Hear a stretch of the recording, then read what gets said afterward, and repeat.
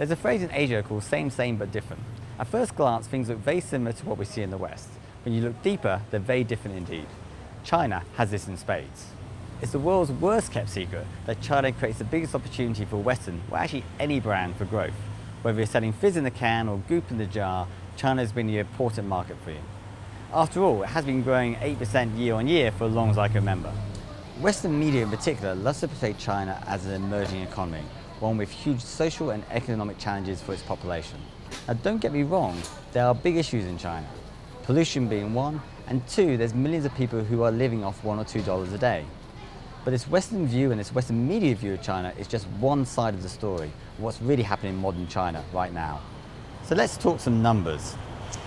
Compared to everything that you'll experience in Europe or America, we quickly learn that you almost need to add 3 zeros, seemingly, to get the China equivalent. And it's not surprising when you think about the population size. A staggering 1.35 billion people currently live in China. And it's even more staggering when you consider the one-child policy has been in place since 1979 and only just been relaxed. That population is spread amongst 3.7 million square miles and in 22 distinct provinces. Each one could be a European country. You then have over 600 million people online at any second of the day, and so it's no wonder that China will soon, if it's not already, become the world's biggest economy. Okay, so there's a lot of people and there's a lot of land. To truly understand China, you need to think about its cities. Now, fortunately for us, the Chinese government is very logical. So what it tends to do is put its cities in tiers. Tier 1, Tier 2, Tier 3. If you start to understand this tiering system, you're halfway to understanding the economic reality of China itself. Tier 1 cities tend to be the ones that we've all heard of. The Beijings, the Shanghais, the Guangzhous, the Shenzhens of this world. Historically, they've been the powerhouses of China's economic growth, both in terms of population, but also in terms of actual income of the people that are living there. Tier 2 cities are actually some of the most interesting. They tend to be the provincial capitals. Chengdu is a great example of this. In its own right, it has 14 million people and serves a population of 160 million. And finally, there's Tier 3 cities. Cities like Beihai, that quite frankly most Westerners have never even thought about visiting, let alone doing business with. But still, huge cities in their own right. And why is this all so important to understand? When most people go to China, they automatically think of Beijing and Shanghai and the job is done. That's like having a European strategy where you only focus on London or Paris. What about Madrid or Munich or Oslo, let alone Manchester or Monte Carlo? The smartest marketeers right now are actually focusing on Tier 2 and Tier 3 cities. Why? It's because there's less competition and yet there's huge numbers still to gain. They're the ones that are getting the greatest returns as we speak today in China. So it's a pretty vast and complex country. And unsurprisingly, the media landscape is also different.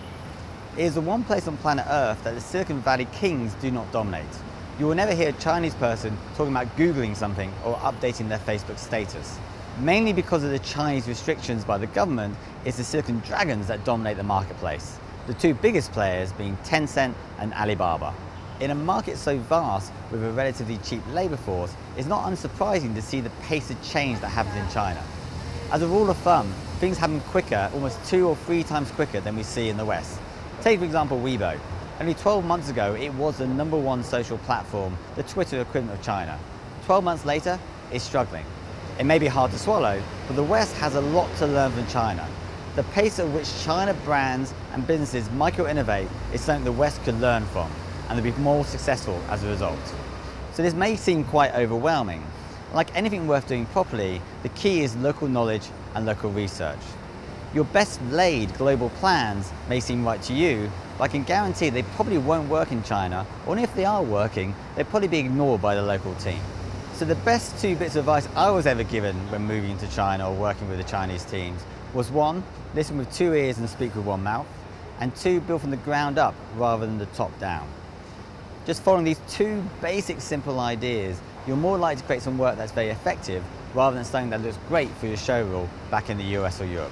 Lastly, don't underestimate the local competition. China has been a graveyard for many great brands and businesses that thought they knew best.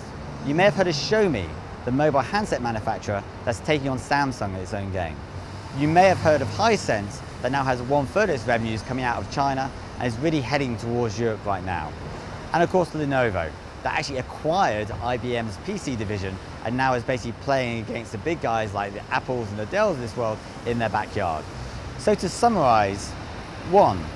Think of China as a continent of cities rather than one single country. 2.